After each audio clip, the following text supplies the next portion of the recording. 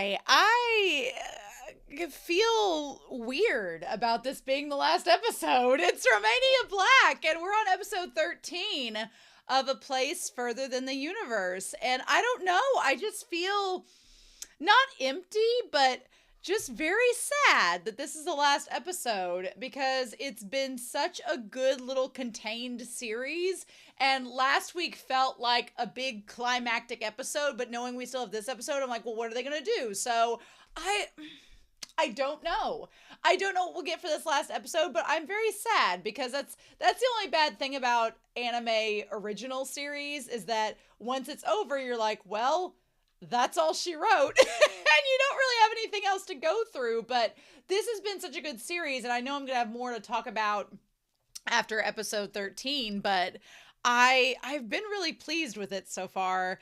And the last 3 or 4 episodes have been like emotional gut punch after emotional gut punch, and it made me cry last week. So I'm like, okay, show, how are we gonna get into the home stretch, right? What are we gonna do for the final lap around? So I've got my coffee prepped, and I've got a few comments to talk about, but this has been a really amazing series, and I'm gonna be really sad that it's over. So I do want to talk real quick about a couple comments. Oliver Jajado for episode 9 said, poor Toshio being just a plot device to initiate the episode about Gein's love. True story.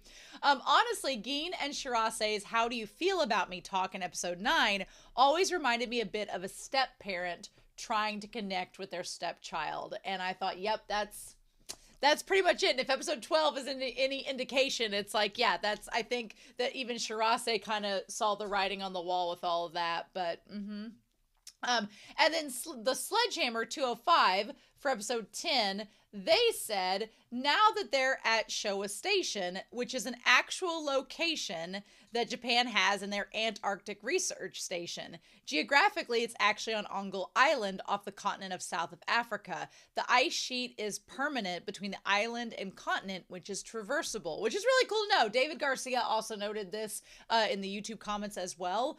They also point out that Silent K, Silent Caay, did some fascinating VR tours of the location used in the anime, showcasing the scenes from the show with actual locations. And they gave a link. So if you go to Patreon to episode 10, you will find a link to this as well on their comment, saying episode 3 starts with the locations in Singapore, Fremantle, including the lighthouse from the OP, and of course, Showa Station, and even the Penguin Manju icebreaker. So that's really cool. I think one of the coolest things about this series as a whole has been that it took place in real life, that this is all, it's not often that I get to watch a historical anime where things are real. Like, we have anime all the time where locations are real, like you can go find the location and people go to Japan and go to those exact spots, but it's kind of cool to get something that's modern, that's set in this location that you can actually go visit and find out information from. That's really neat.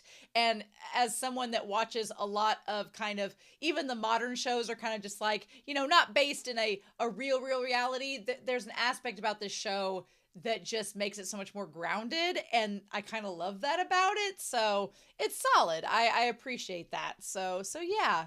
But yeah, this is really bittersweet. I'm very sad that this is the last episode, and I kind of like, it hit me today. I was like, oh, this is the last time I'm going to sit down with A Place Further Than the Universe. Like, normally when I finish a series on this channel, it's like, oh, there's another season, or there's a manga to read or something else. But this, it's like, nope, we're done.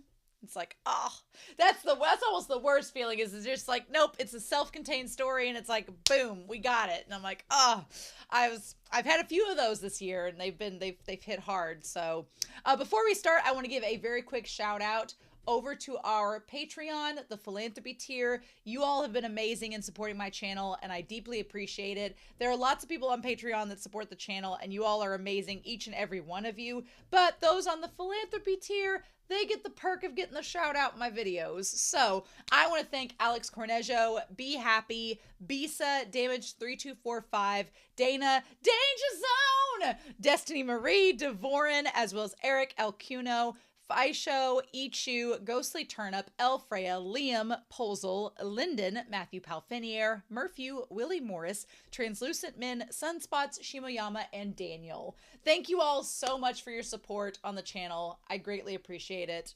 All of my love. So yeah, that's what we got.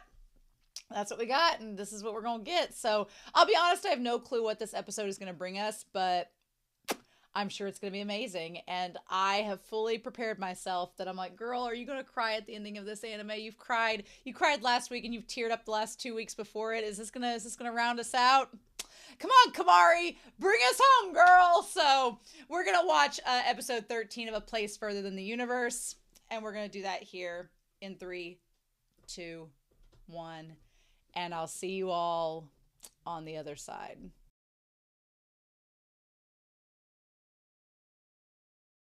Mind me, I just got something in my eye. That was a really solid episode. That's not how I thought it was going to end, but I have zero complaints. I really thought it was going to end with like an epilogue of showing them back at their respective, you know, with Kamari back at school and Shirase there and Hinata back at the gas station and then, you know, Yuzu working on the show. But that's all implied. We all know that's going to happen.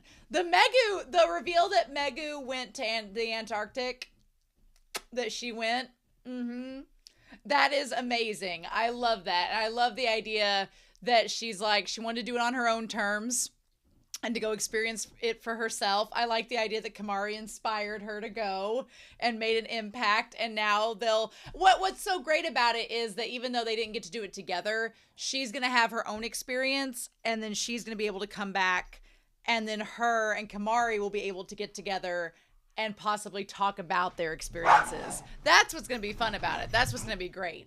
So I love that. I love that little twist at the end. That's really good that she got to see it for herself as well. And then Kamari's like, but why? So this episode was great. I loved this. I loved the idea of they had the tours. They got to go to the grotto and go like on they got to go out and tour and see things. I loved it. I appreciate the serving of the leftovers. It says Antarctic style. I want to go back to that menu because it was not one to give. Antarctic style pork on rice, and pork soup sets available. Cleaning duty is Team B. Eat your dried sardines too. I'm not a big sardine fan, so I don't know. Sardines are salty. I don't know if I really want that, but I do appreciate my family grew up on leftovers. You always had leftovers and they were good like at least for a day or two. So my family grew up on the leftover life, so I appreciate that. I don't know what the pre-made calpise. What is calpise? I want to know what that is. A Japanese non-carbonated soft drink made from fermented milk and lactate. Oh, okay. God, they said the pre-made calpise is a little too thin. Oh, so it'd be watery. Yeah, I get it. I get that. This series makes you feel just like the girls, where you just want more. You just want more with each of the characters. Like all the side characters, I really thought we'd have more time with them, but we don't because we're focused on the girls. But it's one of those things where like you would honestly watch another 10 or so episodes of their adventures there in the Antarctic, but time flies when you're having fun. And I do appreciate they had callbacks to the OP of like cleaning out the bathrooms and all of that, and then getting to like enjoy afterwards, like getting to do all the things with like the snowmobiles and all of that. That was really fun. That was super cute. And I love how much the girls have grown over their time. They're like, after so much time in the Antarctic, you'll never reintegrate into society. Well, I think that they honestly will, and I think they'll be doing it pretty handedly, but I think they definitely want to come back, right? It's like, you know, when you get involved in an organization or an activity that you love, you just want to keep getting involved in it. You want to keep giving back with it. And so as somebody who competed in speech and wanted to give back and stay involved in that activity, I definitely understand how they feel. Like, you just don't want to leave. But the island stroll, yeah, they get to go to the grotto. And I love they took the pictures. It's super cute. I feel bad Hinata missed out on part of it, but then she got to actually go to the meetup and the ice operation. That was fun. I thought it was cool that they got to like they got to like take the ice with them, and they got to have like little snow cones with the flavoring and everything. That would be just like drinking the water that's like the freshest, clearest water in existence, getting to eat the ice that has 1,000-year-old bubbles in it. That'd be so cool. I think that's really neat. I love that. Also, just seeing them just get to have fun. Like, that's cool. They get to, like, chuck out the glaciers, right? Which, global warming's probably made that a little bit easier to carve out that ice. You know how it goes. But I just loved it. I loved them getting to, like... Also, Kamari suggesting that it'd be really great with alcohol. Girl. I also agree. She would be a loud drunk. Kamari would be an emotional, loud drunk. But, it's interesting that they have the winter team. When they talked about drinking booze, I'm like, I can't imagine. I don't know. The idea of doing the research and being in nighttime, like being in the daytime like this, I'm sure that it would get disorienting, and in which you'd lose track and you'd want to get nighttime at some point. I would feel that way, but I don't get seasonal depression, but I also do not like it getting as dark as early as it does where I'm at. Like in the middle of winter by 4:00, it's dark and you're like, there's no daylight. So I know I have friends who get seasonal depression and they would hate that, but I don't know. I wouldn't want to be in the dark all the time. I wouldn't like that at all. No, I had teachers and some friends that I went to school with that lived in Alaska during the winter months and the dark months, and they were just like, it's not great. So I was like, I wouldn't like that, but I love that the girls are up for the challenge of coming back and being a part of the team, and then you could see the aurora, which I'm glad they got to see the aurora, because they got to get the photo with penguins, the shaved ice, everything but the aurora, and they saved the best for last. It's like you're at a concert and like the greatest hit's gonna get played at the end there, and then that damn email with the mom. I will talk about that, but the sun doesn't go down. Also, Shirase with the penguins where they all like came up and surrounded her, and she's like, they stink, but I'm happy. That was so adorable. I loved it. I love that she's like, no, she's like, I told you to help me. When she says, I told you to help me, she's like, I told you to help me. Like, she's smiling. God, that's so funny. And when she smiles, she looks so much like her mom. And then the hair cutting. And so Kamari, of course, is like Takako. She loves the Antarctic. She wants to come back, and she wants to convince the girls to come back there with her. And I feel like that now they've proven that they can handle it, the team would bring them back. It's just, they got to go finish school.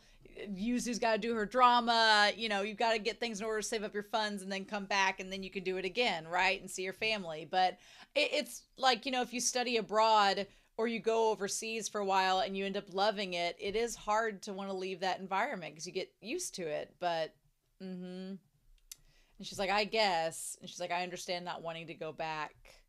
She's like, let's go for the winter stay, all 4 of us. And they're like, sure. I love when she's like, are you being serious, Shirase? And Shirase's like, yeah, I'm being serious. I honestly was expecting the episode to be more Kamari focused, if I'm being honest. I was expecting it to have more Kamari focus. I'm fine with it not. I feel like Shirase is, the one that got them there and everything. And Kamari, the thing about the story is Kamari's been fine this whole time.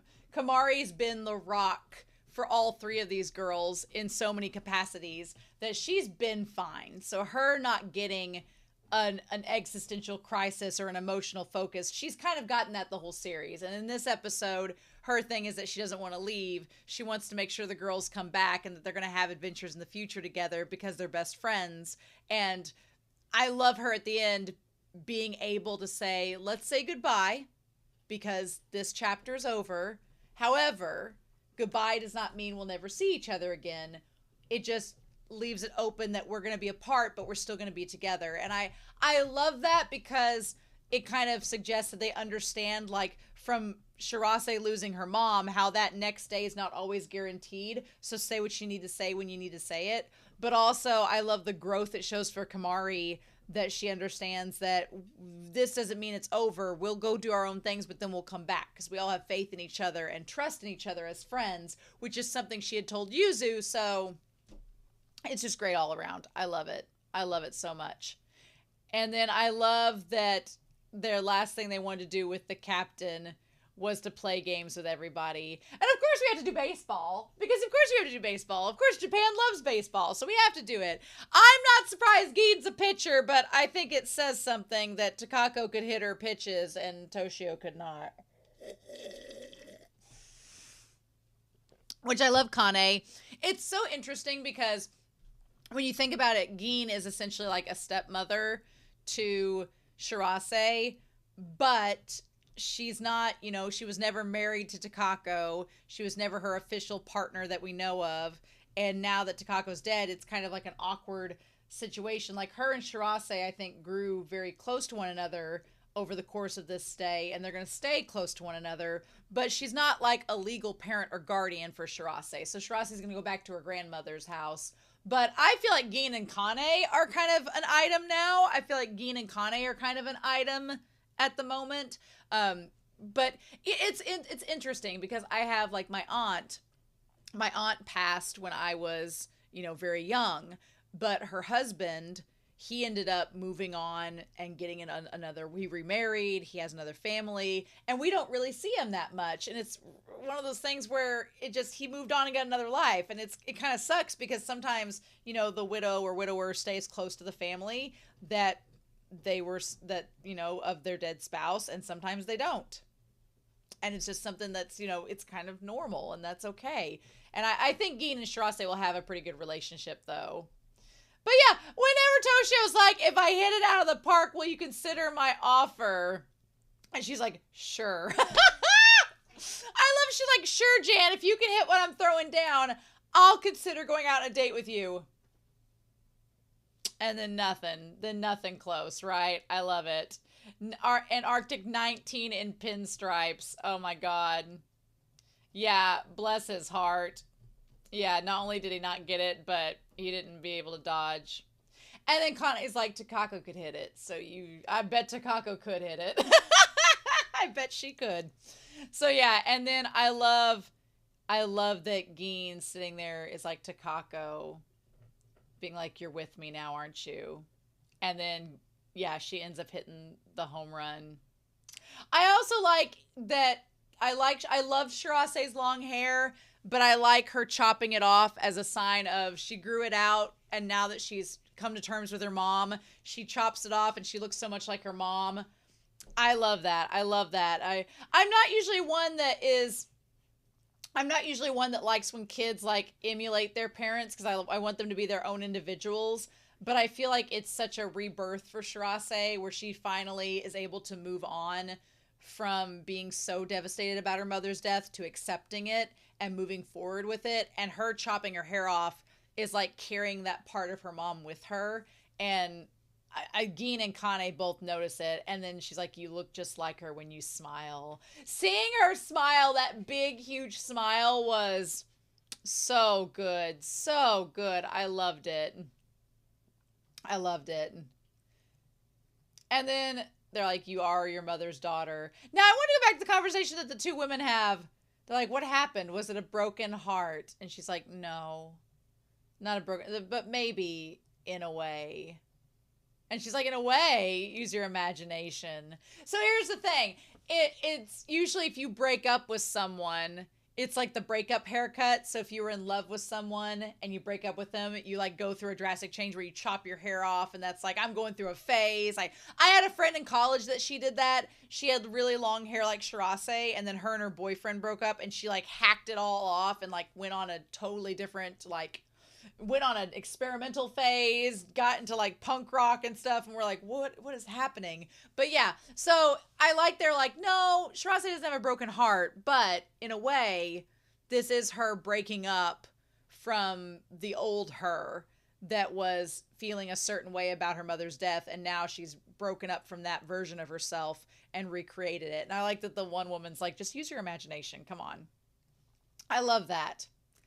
And so then she has the monologue, And we have Geen saying about how the girls are going back. And they really have grown. They've grown so much over this trip. And everybody's sad that they're leaving. I like the two women holding hands. I'm like, yes. And then the one guy is crying. I expected him to get with the cook, but we didn't get that. But yeah, they're going home.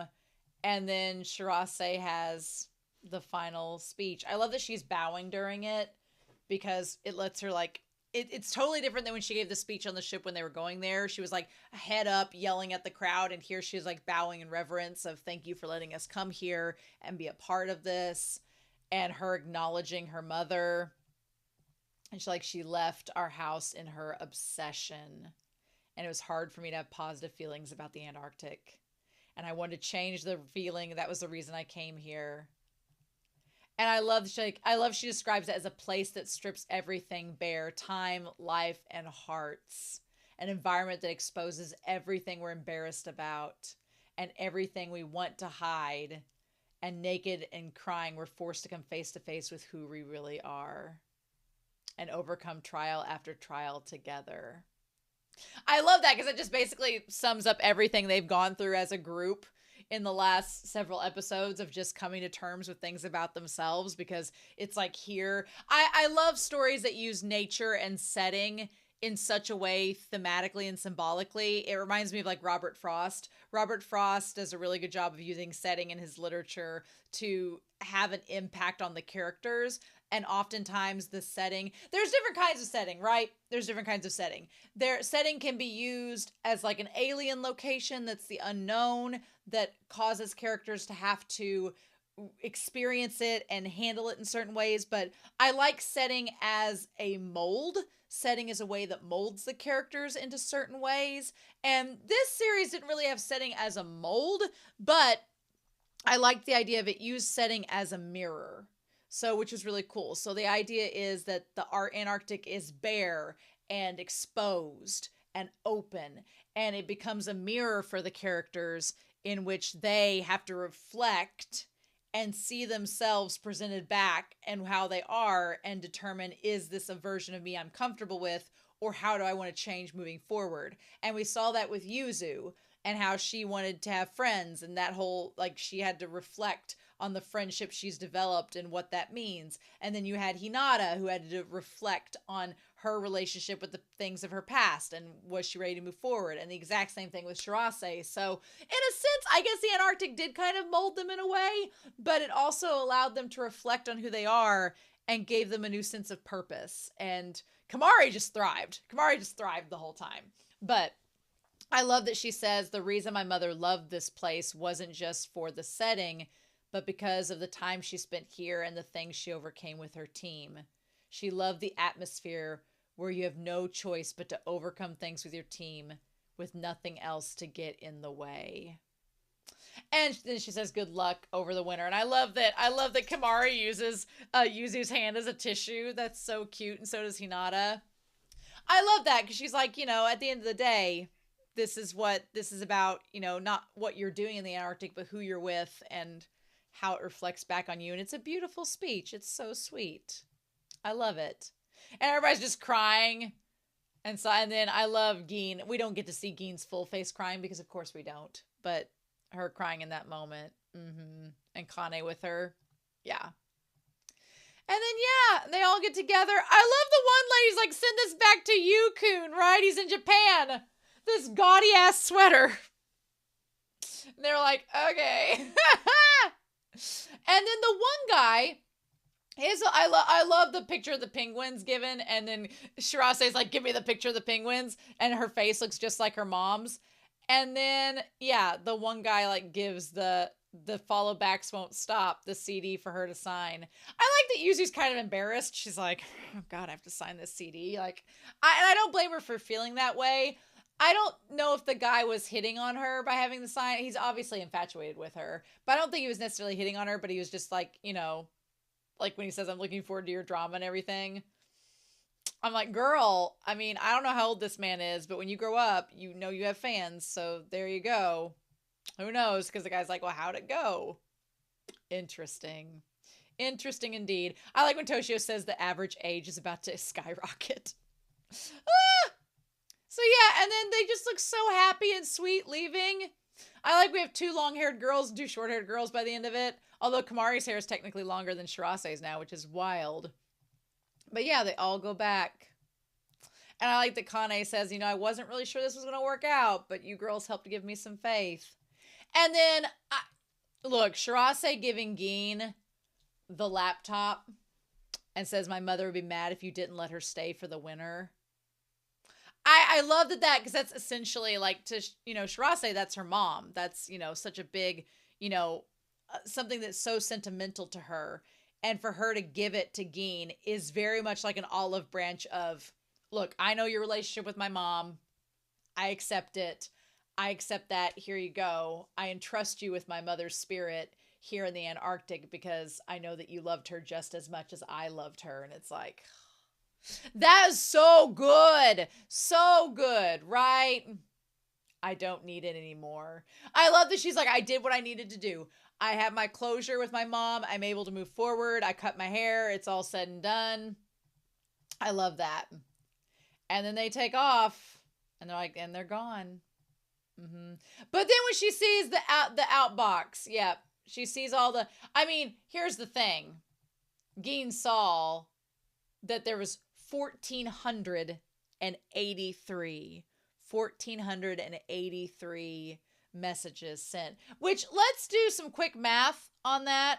If we're doing 1,483 divided by 365, that would have been, if she had sent one email a day, that would have been 4 years worth. And we know that she had 3 years in between her mother's death and the thing. So 365 times 3 is 1,095. So if you had 1,483 divided by 1,095, she was essentially sending about 1 or 2 a day.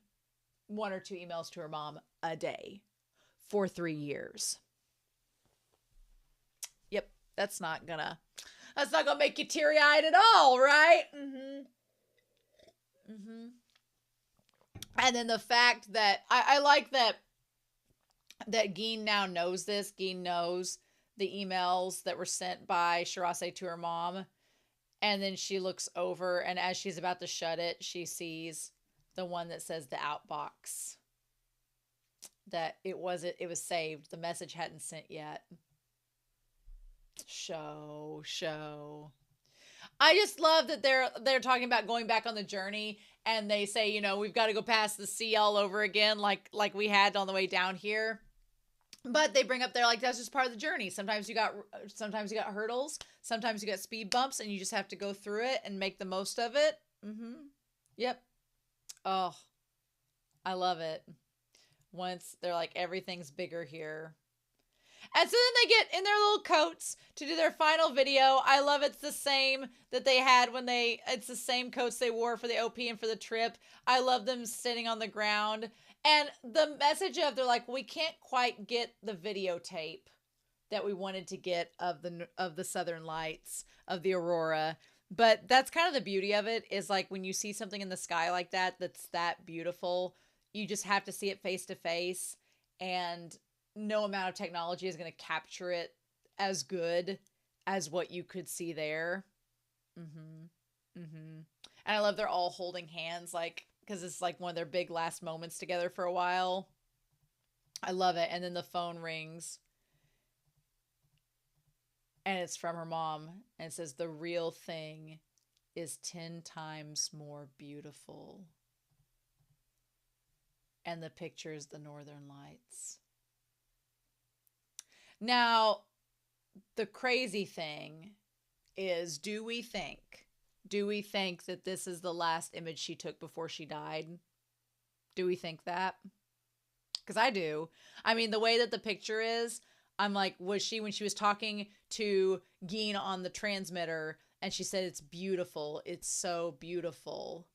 Do we think that she took that? Do we think that she took that photo to send and then died before she could send it, and then Gin completed it by sending it back to her? What a twist. What a twist show. Mm-hmm. And they're all just like stunned by it. And then for Shirase to be like, mm-hmm, She's like, you're right. I know now. I love her smile being like, I know. And then, yeah. And then Geen sent the email. Oh, it's so good. It's so good. So then we have the bit where they all meet. They all basically are like, we, even when we're not together, we can be together. We are still who we are.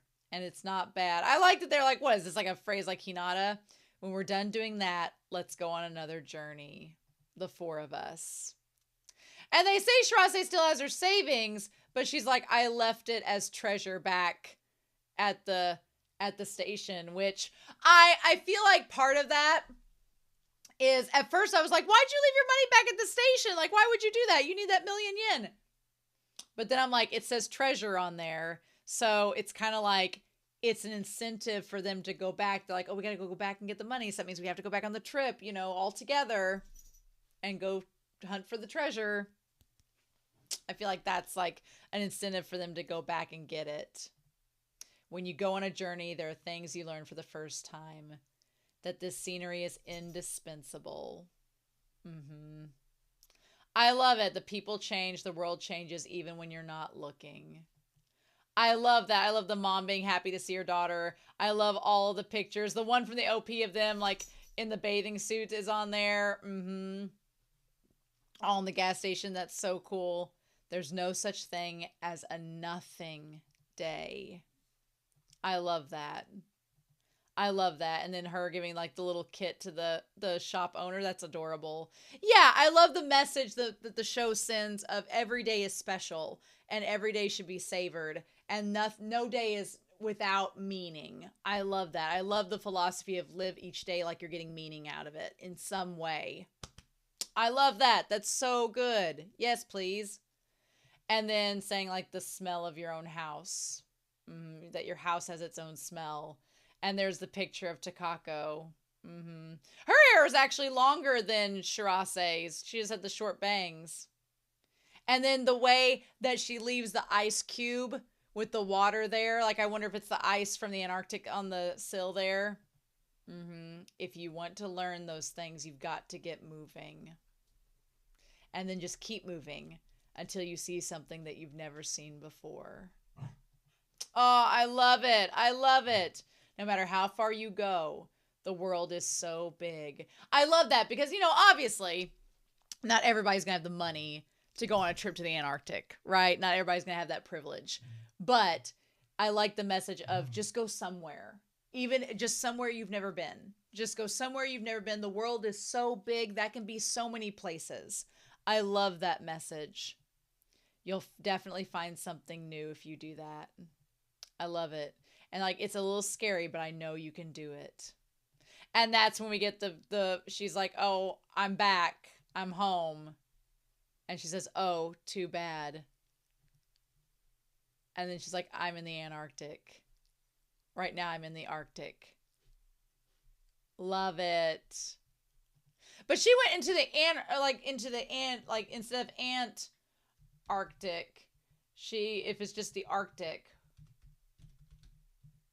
So she went, there was Arctic and the Antarctic. So she didn't quite go to where they went. She went the opposite direction. Uh-huh. Uh-huh. Okay. And she's like, but why? She went to see the Northern Lights. Oh, I love it. But still, that means that she could go back and talk to Kamari about it. And I love where she's like giving the peace sign. She's smiling like, look what I did. Now I've gone on an adventure. And now what are you going to do? That's so good. That's so good. So yeah, even though the series is ending, it leaves it open-ended for them to go for. It leaves the story. I like series that, even though they have a definitive end, they still leave it somewhat open-ended so that you can imagine what happens with the characters afterwards. And the fact that, you know, these characters are going to get together, they're going to go on more adventures. They've set out and learned stuff about themselves, and they have this bond and this friendship, and they have this thirst to go explore the world that it's just so good. And it's so heartwarming, and it leaves you with this big, warm, fuzzy feeling inside.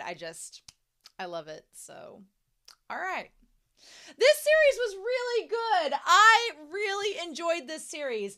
Honestly, I don't think if y'all hadn't voted for this series, I don't know if it would have ever been on my radar. I don't think it would have ever been on my radar if y'all hadn't voted for it. So, all of y'all on Patreon, thank you, because I would never have known about this series. I would never have. It's not a series that jumps out at me like from the thumbnail, the poster, or the promo of it. It's not a series I would go, "Oh, I want to watch that." Because it's so underrated. It's so understated, like what it's about. And I never imagined that I would find a story about four girls traveling to Antarctica being as good and as sweet as it was. And it was very moving, and it inspires me to want to go out and do new things. And it's just, whenever an anime inspires you to go out and do something, that's when you know. That's when you know. So I do want to have a live stream talking about A Place Further Than the Universe. I kind of had that. I wanted to talk about it and other series in August. So in the August update video, just check out for that and see when that live stream is going to be. And we'll talk about the series, a little bit more in that.